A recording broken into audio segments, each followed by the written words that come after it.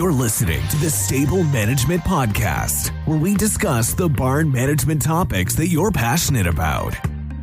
Hi, everyone. Welcome to the Stable Management Podcast. Our goal is to bring you a real-world look into the parts of horse farm management that you love or hate most, such as stall bedding, farm equipment, and pasture maintenance. During each bi-monthly episode, we'll be joined by an expert guest who shares their experiences with and perspectives on an important stable management topic. I'm your host, Hailey Kerstetter, and today my guest is Dr. Aliza Simeone, Assistant Professor of Clinical Infectious Diseases and Biosecurity at the University of Pennsylvania's New Bolton Center, and we'll be talking about biosecurity. So thank you for joining me today, Dr. Simeone. Thanks for having me. So we're going to jump right into this topic because I know it's really important, and I think from my time managing farms, it seems like everyone kind of has their own definition of biosecurity or what they see it as. So can you tell us how you would define biosecurity for someone who maybe doesn't know much about the topic? Sure. And I think there are good reasons why people have different ideas about what biosecurity includes. Really, biosecurity is just a term for all of the things we can do to try to prevent the spread of disease. That could be trying to prevent the spread of disease between different farms or different animal locations. It could also be trying to prevent the spread of disease between individual animals or groups of animals on one property. And it also includes trying to prevent the spread of disease between people and animals. So there are kind of a lot of different parts to it. And a lot of activities that we do normally and things we would add on if we were having a problem fall under this big heading of biosecurity. Everything from preventive measures we do, such as keeping horses well vaccinated, having them on good nutritional programs so that their immune systems are healthy and ready to fight off disease, to our regular cleaning of barns and equipment. Things like trying to prevent sharing of equipment between different farms, trying to make sure things are clean when they come in, such as trailers, and then things we do extra in outbreak situations, which could be all kinds of things depending on the disease, from wearing gloves, having different shoe covers, lots of different activities fall under this heading. So definitely can see why people might be confused. Yeah, I think personally, I always used to see biosecurity as what you do when you're maybe at a horse show, such as cleaning the stall that you're going to move your horse into, or what you might do if there's an outbreak. But I like how you mentioned even nutrition and vaccines. You know, a lot of people might see vaccines as just a regular part of keeping your horse healthy, but it's interesting to think about it too, as you're protecting other people's horses as well, and your horse when you take him off property. And I love the nutrition aspect. There's so many important parts of nutrition, and I love that we can add this to that topic. Yeah, that the healthier your horse is to start with, the less likely it is to get some of these diseases, or to really shed a lot to be able to infect other animals. So, gosh, I would love it if biosecurity was just prevention and we never had any disease outbreaks, but it doesn't always work. Yeah, that would definitely be ideal, though. So for people who show their horses or travel with them often, what are the best things that they can do to protect their horses from contracting diseases? There are a lot of different activities that people participate in with their horses these days. And there's always a risk inherent in taking your horses to places where they might be exposed to others. I always think of it as sort of horsey kindergarten sometimes when we take them in. They're exposed to different things. But there are a lot of things that we can do that aren't necessarily anything fancy to help reduce those risks. Some of the things you can do obviously depend on what type of situation you're taking your horse into. For example, if you're going to an event that's just, maybe you're showing in one or two classes in one day, if it's possible to trailer in, keep your horse by the trailer until it is time for your event, do your thing, and then go right back to the trailer, that really reduces the amount of objects and other horses that they might be exposed to. If you are going inside of a stabling situation elsewhere, then you want to remember to bring all of your own equipment, things like your buckets, your feed tubs, your grooming and cleaning equipment. And one of my favorite things was a tip that my colleague Felicia DeVito gave me. She said that they always bring a short hose extension with them to shows, and they can screw it onto the end of the barn hose so that the piece of hose going into your horse's bucket is your own piece of hose. Because boy, those barn hoses go into a lot of different buckets. So that's just a little kind of cheap thing you can do.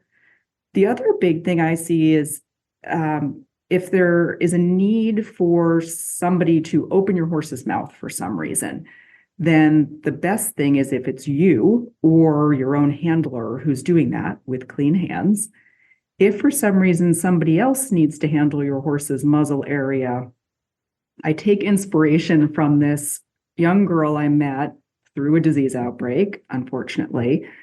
And after going through this experience at the stable her pony was boarded at, after that, she would go to pony club events with a fanny pack with a little hand sanitizer in it. And if a judge insisted on touching her pony's mouth or face, she would make them use hand sanitizer first. So I figure if this little pony club girl can do it, then probably the rest of us can manage as well to try to get everyone in that habit. I thought that was a really good lesson. That's the sort of thing we want our pony clubs to be teaching, is about how to keep our ponies and horses healthy. So keeping people's hands from going in multiple horses' mouths is a real advantage to horse health. We've seen that already on the racing side because of more horses being microchipped now. So we don't have that same situation, say, at thoroughbred tracks where one person is touching every horse's mouth each day. So kind of little things like that, just basic cleanliness, washing your hands and having clean footwear are the things that add up to really improve the health of our animals. Yeah, I love that pony clubbers idea. That's awesome. I grew up riding dressage when I was younger, so they check the bit when you come out of the ring, and I can imagine they touch a lot of horses' mouths. So I love that idea. That's something that if I do go back to dressage at any point, or I have someone who needs to touch my horse's mouth, I'm gonna have to try that. And a little hand sanitizer is so easy to keep in your pocket. Right. Yeah, or we get in the habit for people who are running shows to have a thing of hand sanitizer right on that gate at where the horses leave the ring. Yeah. And for people who travel with their horses and go to locations where there might be large groups of horses from different barns, what are your thoughts on allowing horses to graze at new facilities? Like, my horse is used to quite a bit of turnout. So when I go to shows, it's hard for me to force him to resist grazing, but I feel like that could also potentially be of concern. What are your thoughts on that? Yeah, it can be really tricky. That is something where, if you are able to keep them by the trailer, that can help a bit with that. If you're parked on stone or something, it reduces temptation. If you're on the grass, then at least it's a limited area that they're grazing on. It also depends on what is involved. If you're hand walking them so that they're not having direct contact with other horses, then that's a lower level of risk than if they're just being, put out in a paddock with other horses or with fence line contact with other horses. And then how contaminated is the pasture, which sometimes you just can't tell. Sometimes it's pretty obvious. You look in there and there's a lot of manure lying around. Then that's not, so great of a situation. For some of the diseases of concern, if it's relatively clean pasture and it's getting hit by sun, it can lower the risk of being infected by other diseases. But really, it's hard to say what might have just been there a few minutes before your horse. Yeah, and all of these things really, they're just risk management. So it's deciding, for yourself as the horse owner, how much risk are you comfortable with? Is the benefit to your horse enough that it's worth taking that risk? Do you know a lot of the other horses there or the other barns they come from? So there are a lot of things that factor into those individual decisions. Sure. And something else that I hear a lot is, I mean, I do this myself. I have too many horses who never leave my house. But I think it's a common misconception maybe that people think that horses who never leave the farm are not at risk of contracting diseases. Are these horses at risk? And if so, what can people do to protect these guys? It is funny. It's something I do hear a lot. So you have these horses that don't go anywhere, and then they do get sick, unfortunately. And people are really sort of confused by it. How did this happen?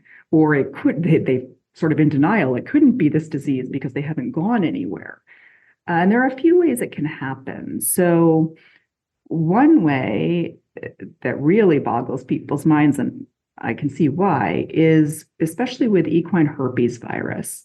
So this is a really common virus, especially in youngsters. The young horses get it. They get what we call rhino or rhinopneumonitis, basically a snotty nose for the most part. They don't feel so great for a little bit, and then they're generally fine. But in some of those horses, the herpes virus is just dormant in them. It's sort of napping somewhere in them, and they may never have a problem with it again. They may carry it for their whole lives.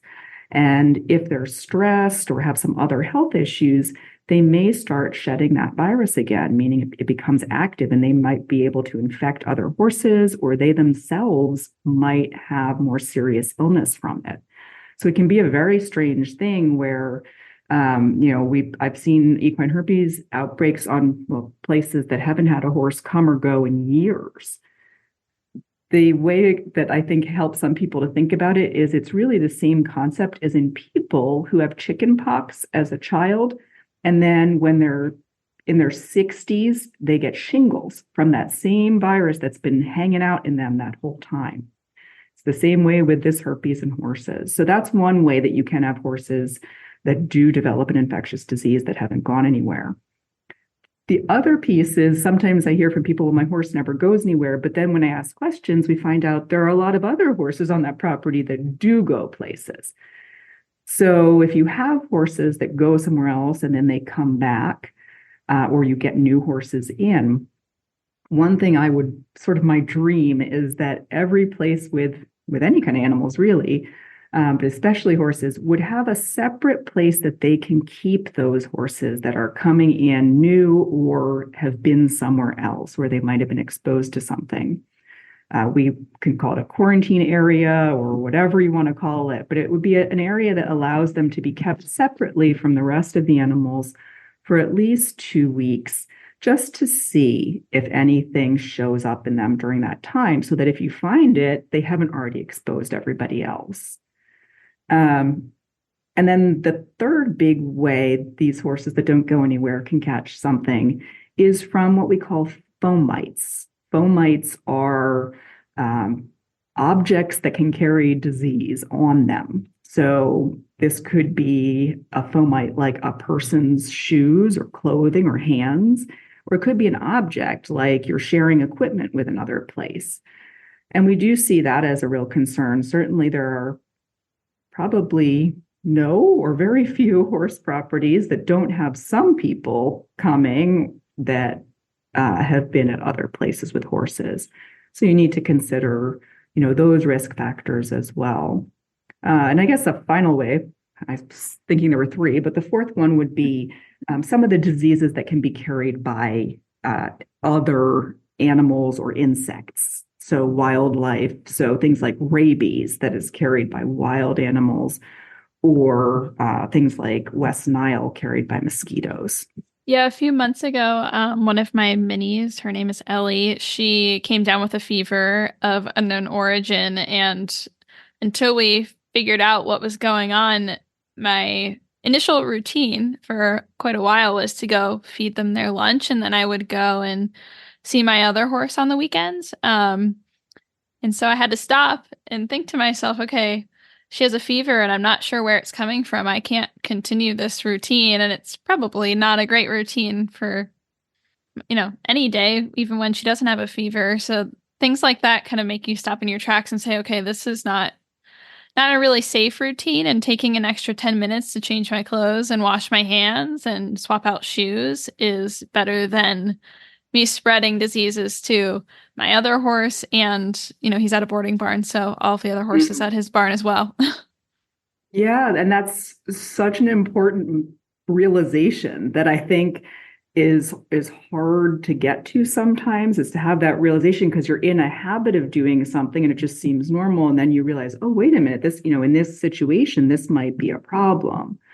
So that's great to be thinking about those things, and you hit the key parts to be concerned with.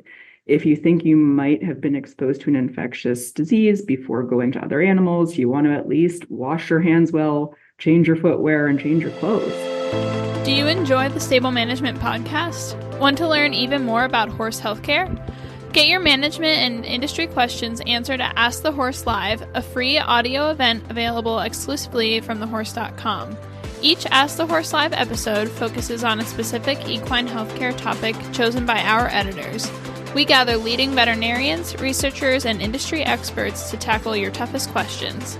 You can also hear on-demand episodes of Ask the Horse on thehorse.com or wherever you get your podcasts.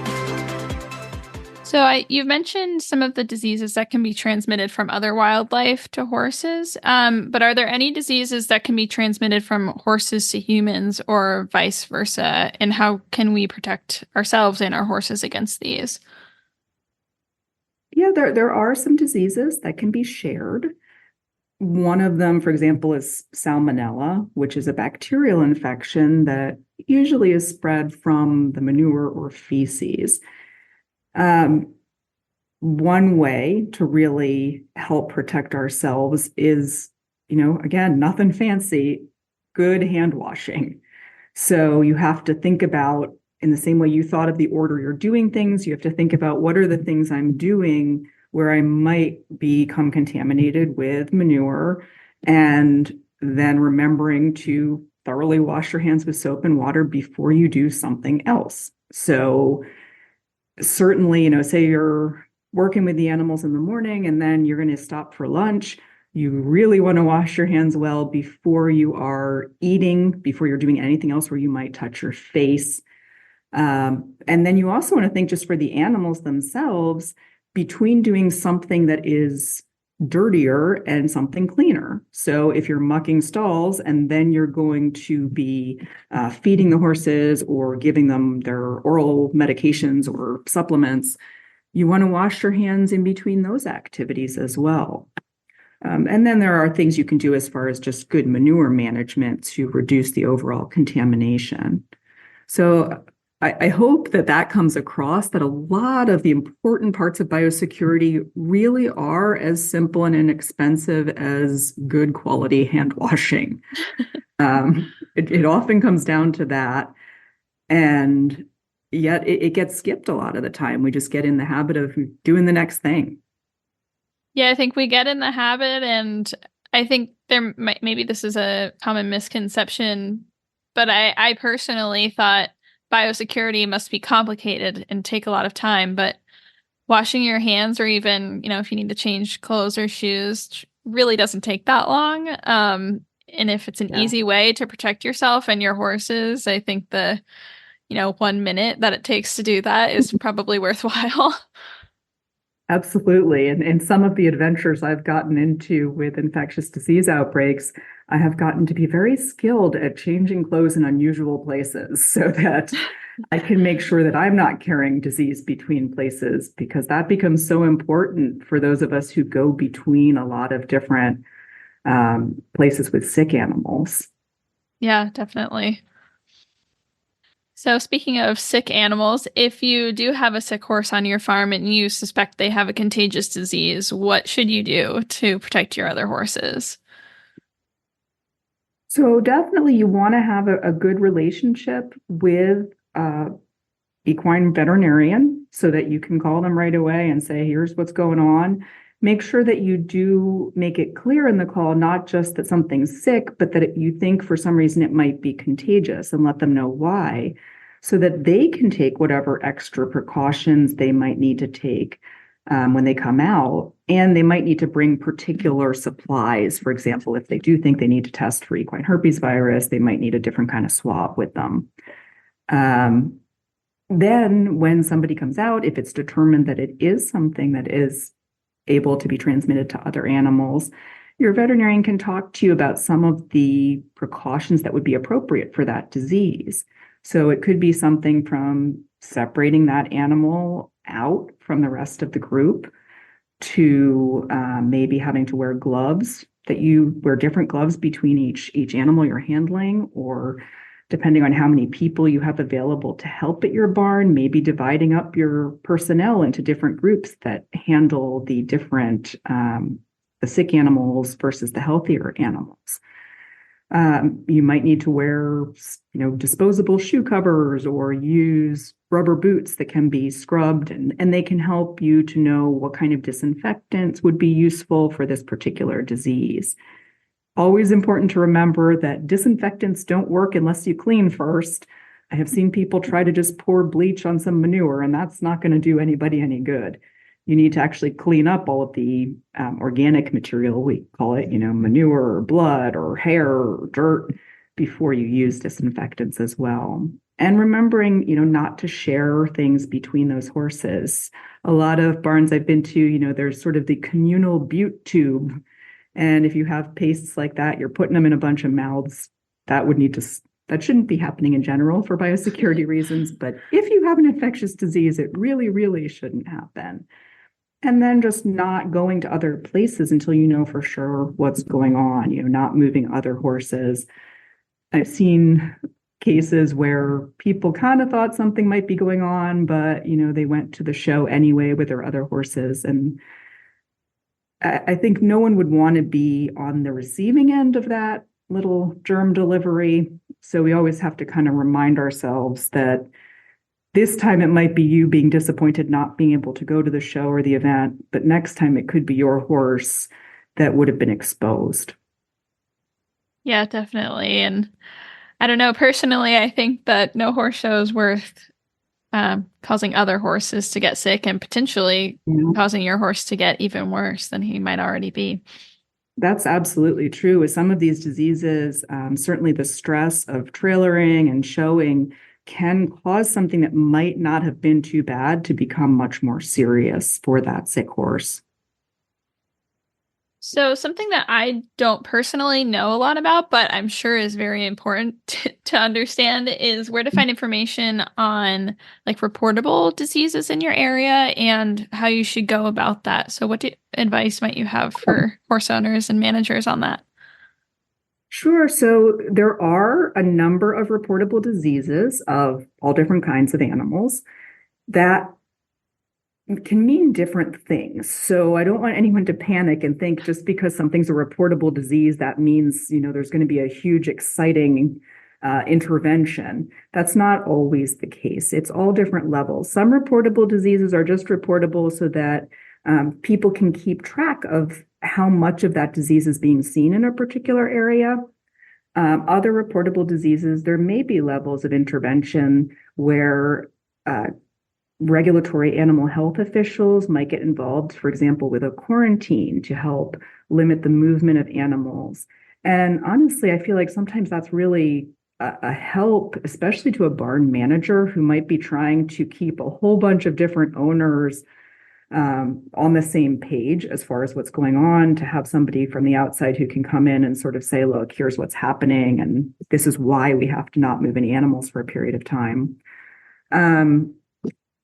The way it usually works, is that you are talking to your veterinarian, your regular veterinarian, and they're investigating to see what they think it might be. And then they would report that if they do think it is a regulatory disease to the state animal health official. So your state vet, or you might have a more local regional state veterinarian who can be taking those reports. But typically that happens through your veterinarian or it happens from the testing laboratory itself. So some diseases like rabies, like equine infectious anemia or equine herpes virus are reportable diseases where a laboratory that finds a positive test for that is automatically reporting it to state animal health officials. And in the case of rabies, also to state public health officials. If you want to see what some of the regulatory diseases or reportable diseases are in your area, usually you can find that information through the website for your state animal regulatory entity, which often is your state Department of Agriculture. So you typically can find those lists through your state vet's office. Awesome. That's really good information because it's something that I guess, fortunately, I don't know much about, but it's probably nice to just know how does this work just in case something does happen in your barn. Yeah, it can be a very stressful situation, certainly, but at least in my experience, the regulatory animal health officials really are just there to try to help limit the spread of the disease, to make sure that we figure out to the best of our ability, where did it come from, where might it have already gone, so that we can make sure we don't have these equine diseases just spreading out of control. Yeah, for sure. So, what is one common misconception that you hear about biosecurity? I know we've talked about a few, so maybe it's one of those, or maybe you have another one that you hear often. I think probably the most common one you mentioned, which is that biosecurity is something super fancy, that it's complicated and technical. I think probably people, in my mind at least, are picturing people wearing, Tyvek suits and respirators and all kinds of stuff. And that can be biosecurity precaution for certain things, but by and large, the things we're doing are just pretty simple, basic. The other thing I do find to be a sort of sad misconception is the idea that there's no point in trying, that biosecurity isn't going to help. These horses are all going to get sick. If we have a disease outbreak, there's nothing we can do about it. And I can see why that happens, because the tricky part of biosecurity is that when we're doing a really good job, we don't have disease problems. We don't see severe outcomes. So it's hard to realize the successes we do have, because that means we're not seeing something. I wish instead, we had like balloons pop out of a horse's nose when we prevent disease spread from that horse, but it's just not that visible. So I definitely try to encourage people who are facing some of these disease outbreak situations to realize that, yes, horses may be getting sick, say in this herpes outbreak, but the precautions have a very real purpose. Washing your hands, having gloves, changing footwear, all of these things are protecting other horses. They are protecting other places with horses. They are reducing the risk of more severe disease for the horses that do get sick. So keeping people sort of thinking more positively about their ability to have some effect on disease spread is really important.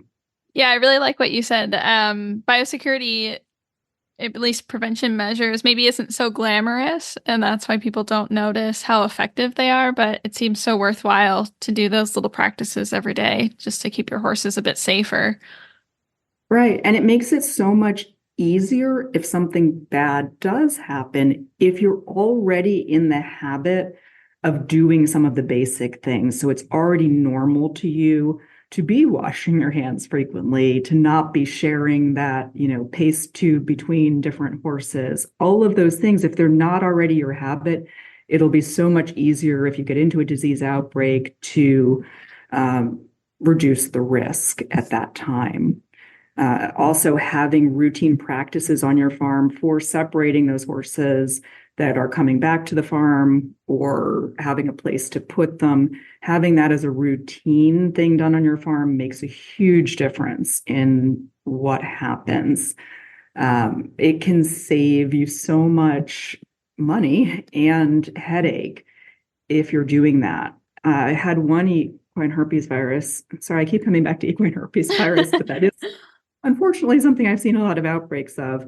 We had one of these situations where horses had already moved from the one place that was affected before anyone knew it was going on to a bunch of different other farms. And most of those places just put the horse that came back in with all the rest of their horses. So when it was investigated, they all had to have all their horses under quarantine and be monitoring all of their horses' temperatures twice a day. But one of those farms, always their normal procedure was a horse coming back from somewhere got put in this one shed row away from their main barns. They had a little quarantine shed row. And and they had separate practices, they had different people taking care of those horses from the main barns. Everything was separate. So they ended up not even having their main barns affected at all. Just that little shed row got affected by quarantine and those monitoring activities.